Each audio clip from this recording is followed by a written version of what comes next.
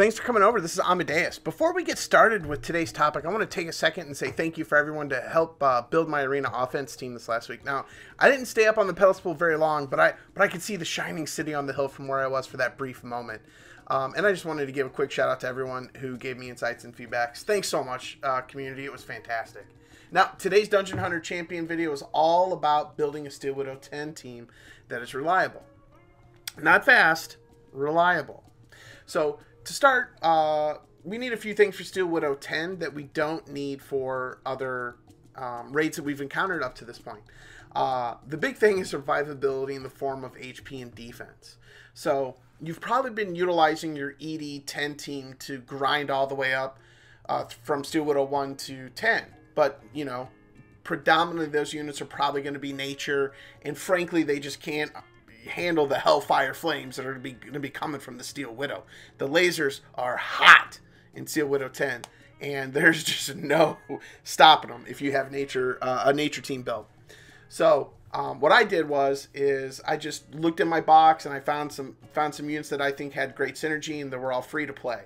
So what you want to do is you want to aim to have around 30,000 HP and about 1,000 defense across all your units, okay? Now, units like Manas and Xenia are best built with about 70% accuracy. And in all honesty, this is one of the reasons that my Manas and Xenia are both built with an accuracy bracer. I know it's super unpopular, but it makes it so much easier to build a unit like attack accuracy in Manas's case, or HP accuracy in Xenia's case, because then you only have one stat to focus on in the substats. And your gear choices are typically pretty limited until you get into the later game.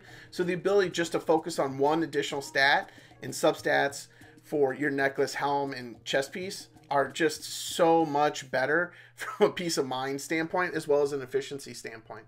So that's why I did that. Now, as for Sigrun and Obelisk, well, Sigrun is just like a generic damage dealer that's free to play, and so I put him in there because everybody has access to him, so the team is completely achievable.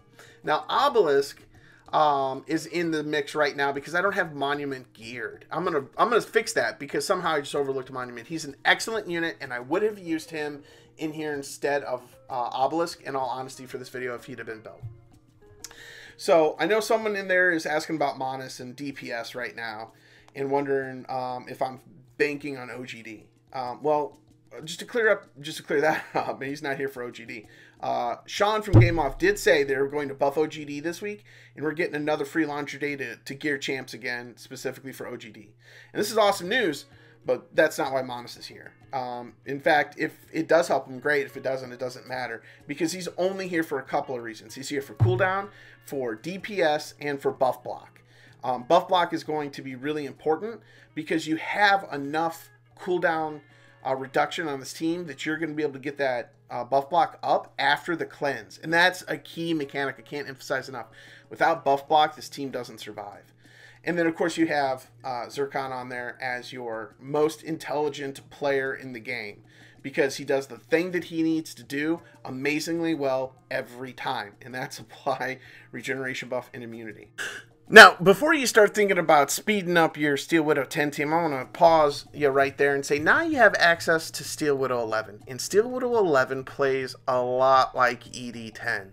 So it's entirely possible that if you built an ED 10 nature team that's pretty stable, you're going to be able to take that team directly into Steel Widow 11 and start farming it. Now, if you look at the team on the board right now, I know that you're probably going to notice that not everybody's 6-starred, not everybody's max leveled, and not everybody is obviously skilled up, okay?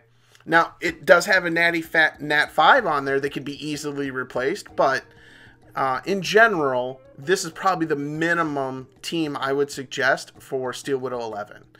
And the reason that this team works is because it was built to take out ED10.